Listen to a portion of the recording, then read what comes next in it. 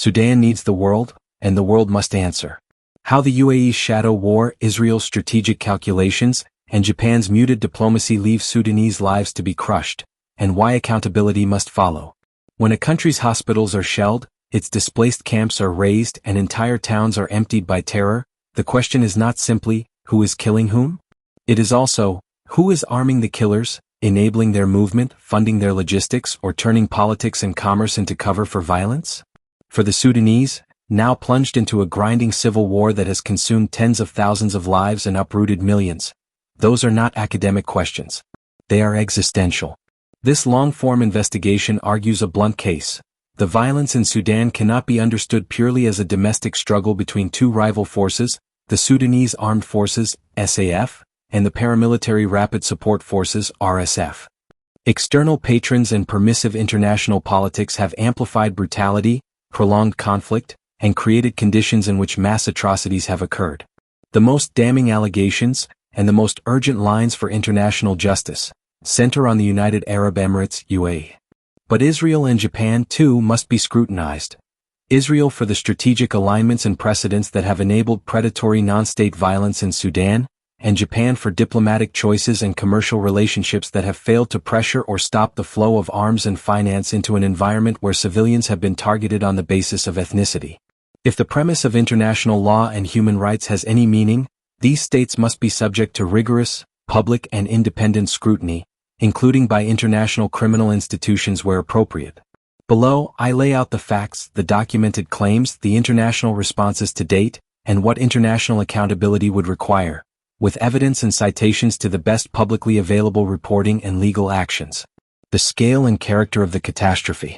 Since open fighting erupted in April 2023 between the SAF and the RSF, Sudan has been transformed into a humanitarian abyss. Death toll estimates, displacement figures, and independent human rights reporting show a conflict that has expanded well beyond a military contest into ethnic targeting, mass killings, and famine risk.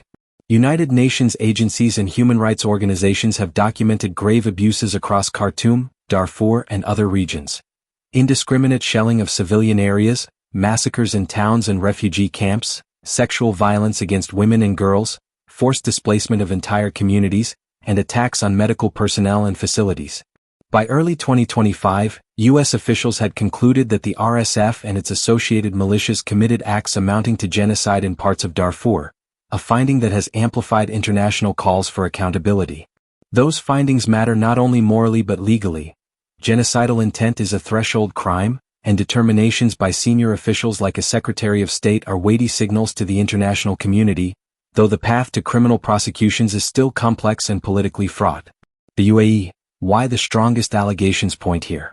It is now part of the public record that Sudan's transitional authorities and later Sudanese institutions have accused the UAE of materially supporting the RSF. Allegations include transfers of weapons, flights, and logistics that enabled RSF operations, and political backing that shielded paramilitary actors. The Sudanese government took the UAE to the International Court of Justice (ICJ), accusing it of breaching the Genocide Convention by arming and supporting the RSF's campaign in Darfur and elsewhere. Those filings were dramatic. Sudan alleged that UAE-linked shipments and activities materially contributed to the commission of atrocity crimes against specific ethnic groups. The ICJ hearing, and the world's attention to it, underscored the gravity of the charges. The United States and several UN experts likewise pointed to evidence that RSF was receiving material support. Western governments have also publicly sanctioned RSF leaders and affiliated commercial entities, signaling that intelligence and diplomatic channels had tracked troubling transfers. It is important to be clear about the legal and evidentiary path. Sudan's case to the ICJ asked the court to impose provisional measures, emergency steps, to prevent further acts of genocide and to order the UAE to cease certain activities. The ICJ's jurisdiction and procedural hurdles are complex. At times, courts decline emergency relief on jurisdictional grounds even where the underlying allegations are grave. In May 2025, the ICJ found it lacked jurisdiction to rule on certain aspects of Sudan's claim against the UAE, a procedural blow that did not, in itself, exonerate the substantive allegations. Meanwhile, UN panels, investigative reporting, and NGO research have repeatedly documented suspicious air traffic, weapon deliveries routed through neighboring states, and instances where equipment of Gulf origin showed up in RSF hands. Taken together, these testimonies and crosschecks create a mosaic that deserves independent criminal inquiry. Why does this matter for Sudanese lives? Because arming, financing, or otherwise materially supporting a force that is perpetrating mass atrocities is not a neutral policy choice. It is a decision that multiplies killing capacity, prolongs conflict, and increases the chances of ethnic cleansing and large-scale civilian harm. If a state's actions are contributing to such outcomes, the legal and moral case for accountability is strong. What has the international legal system done, and what it has not? Two overlapping processes exist for accountability: international judicial proceedings and national investigations that can be referred to international bodies. ICJ, International Court of Justice. Sudan's effort to take the UAE before the ICJ for alleged violations of the Genocide Convention was a significant step. But the ICJ's May 2025 ruling that it lacked jurisdiction in key respects left a gap. The court did not decide the substantive allegations, and Sudan faces difficult alternatives if it wants an international court to determine responsibility under the Genocide Convention. The ICJ's jurisdictional limits and the UAE's treaty reservations were decisive factors. ICC and criminal prosecutions. The International Criminal Court (ICC) is the primary venue for prosecuting individuals for war crimes, crimes against humanity, and genocide. States, or the ICC prosecutor acting proprio motu with pre-authorization, can initiate investigations if jurisdictional criteria are met. The court's mandate does not directly prosecute states. Rather, it prosecutes persons, leaders, commanders, officials, responsible for crimes. If evidence ties UAE officials, Israeli actors, or Japanese companies or officials to facilitation or direct participation in crimes by the RSF, the ICC's remit could be invoked.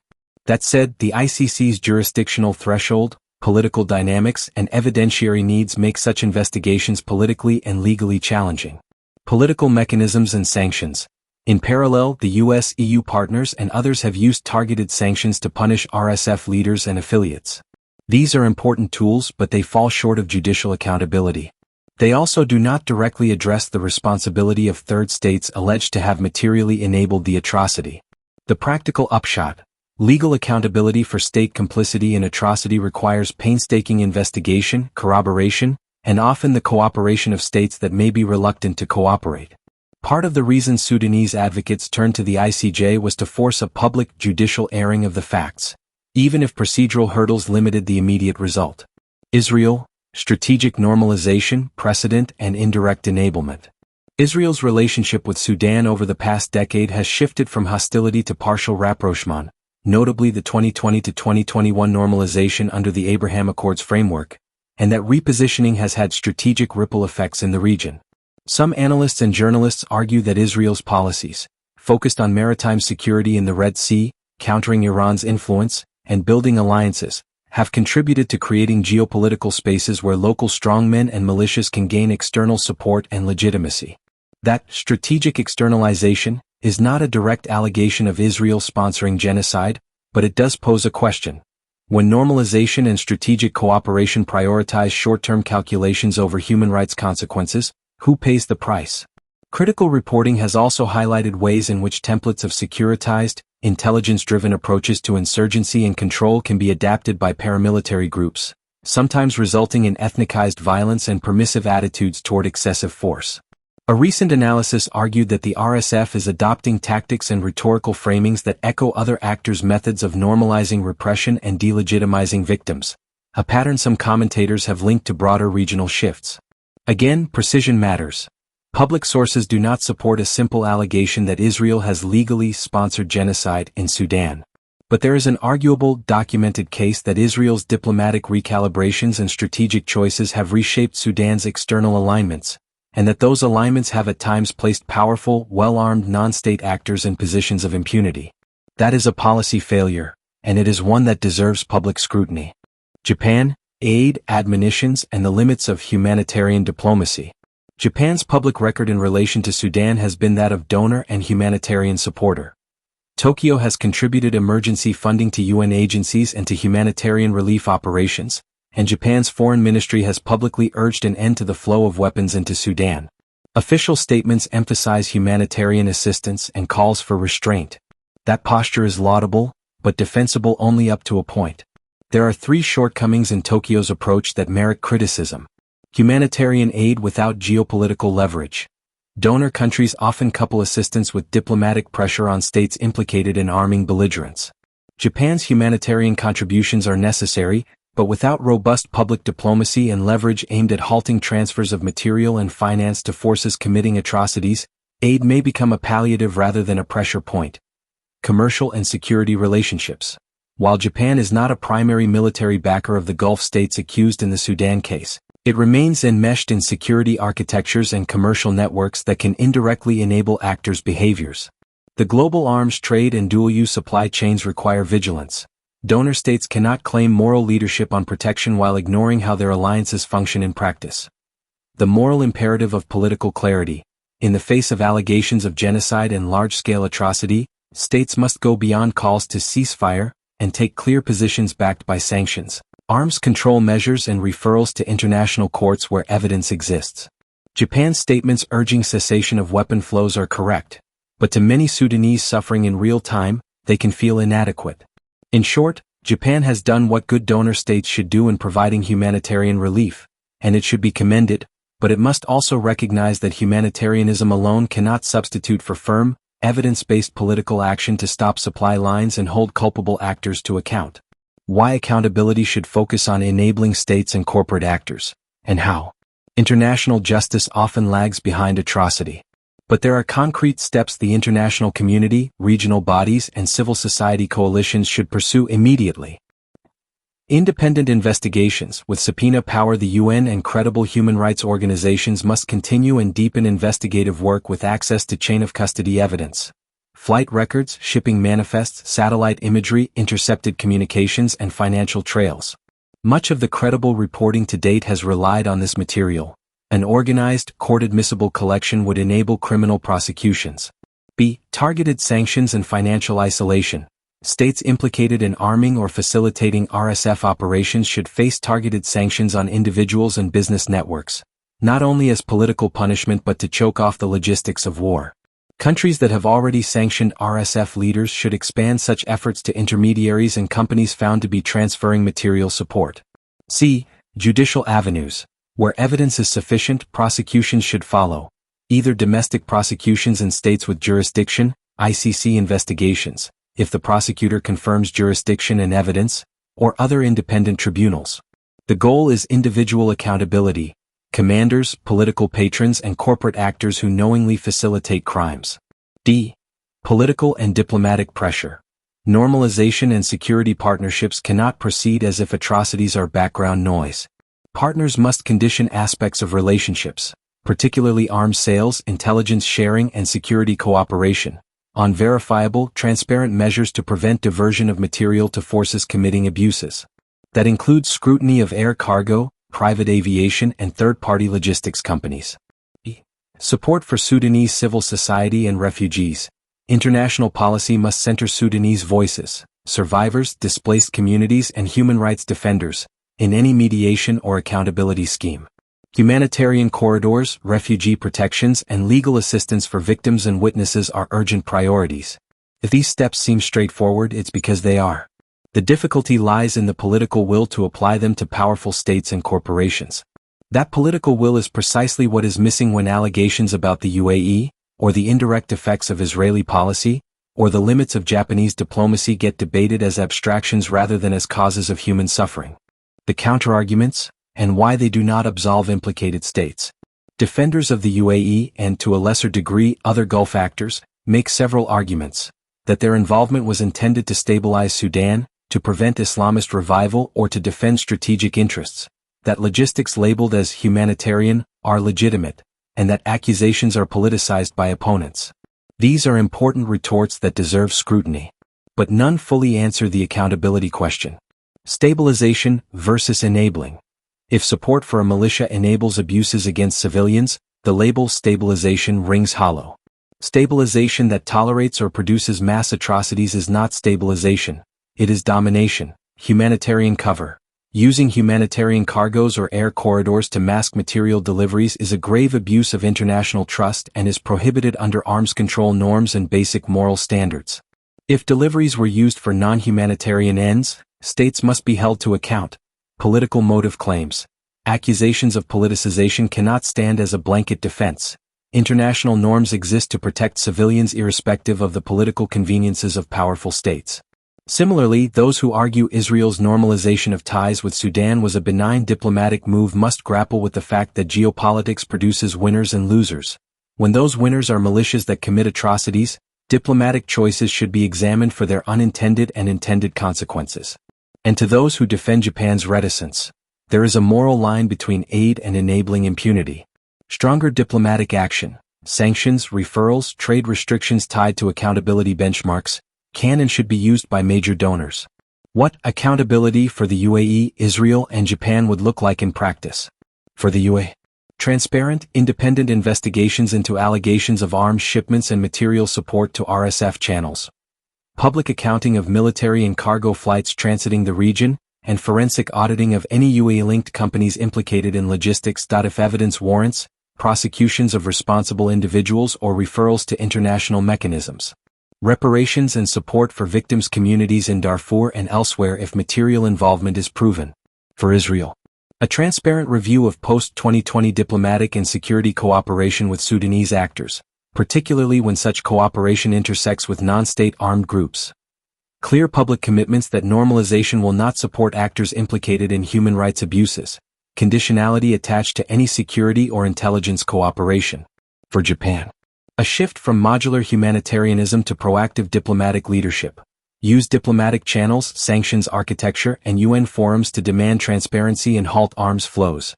Tightened export controls and careful monitoring of dual-use goods and logistics that could be diverted to violent actors. All three states should support, financially, politically, and practically, independent fact-finding missions and legal processes that can credibly investigate allegations, and they should make clear that any evidence of complicity will have consequences for bilateral relations. Voices from Sudan. Why Sudanese know what they need.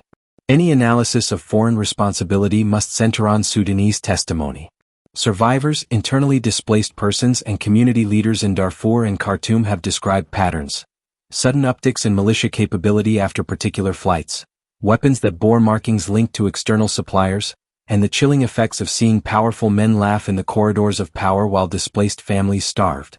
When people whose lives have been destroyed say they have seen planes land with crates that later appeared in RSF equipment, their claims cannot be dismissed.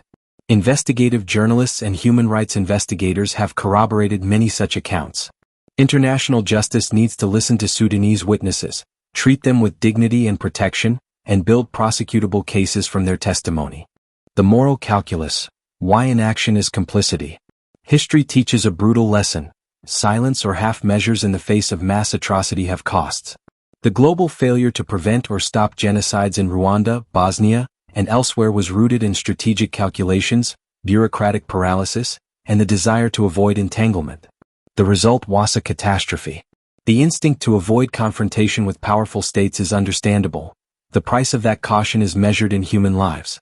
If evidence shows that UAE-backed logistics materially enabled RSF operations that have targeted civilians in Darfur, then measured legal and diplomatic responses are not interference. They are the minimum that a rules-based international order can demand. If Israel's policies helped create permissive environments for non-state violence, then strategic alliances must be rethought. If Japan's humanitarian posture masked a failure to use its economic and diplomatic leverage, that failure must be corrected. Accountability is not a slogan. It is a process. Documentation, verification, legal action where appropriate, and reparations. It will be thorny and politically fraught. None of these steps are easy.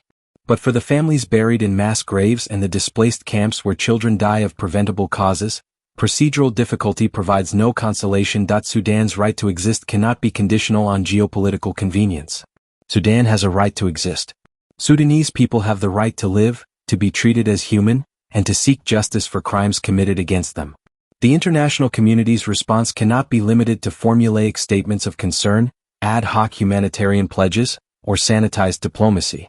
Where serious and corroborated allegations link states to enabling mass atrocities, those states must be subject to inquiry, transparency requirements, and, if warranted, judicial processes. The most immediate responsibility lies with the UAE, whose alleged material links to RSF have been the subject of legal action and significant reporting. The ICJ filings and follow-up coverage show enough urgency for independent forensic investigations and political consequences.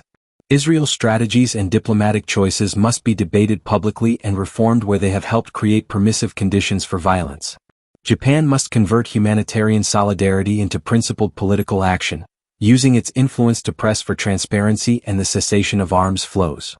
Above all, the lives of Sudanese civilians must be the primary metric of foreign policy. If a state's posture, whether by commission or omission, increases the capacity for atrocity, that state must be held to account. To say otherwise is to accept a world where strategic calculations excuse suffering and where some lives are affordable collateral. Sudan needs more than sympathy. It needs justice. The tests for the international system are not abstract. They are measured in the lives we refuse to lose again.